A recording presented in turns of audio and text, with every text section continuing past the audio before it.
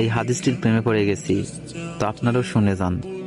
আপনি যখন নিজের ঘরে নীরবে কান্না করবেন, আল্লাহ তখন ফেরেশতাদের উদ্দেশ্য করে বলেন, কোন জিনিস আমার এই বান্দার চোখে পানি আনলো? ফেরেশতাগণ বলেন, আপনার বান্দা সুখে নেই, আপনার বান্দা অনেকদিন হাসেনি।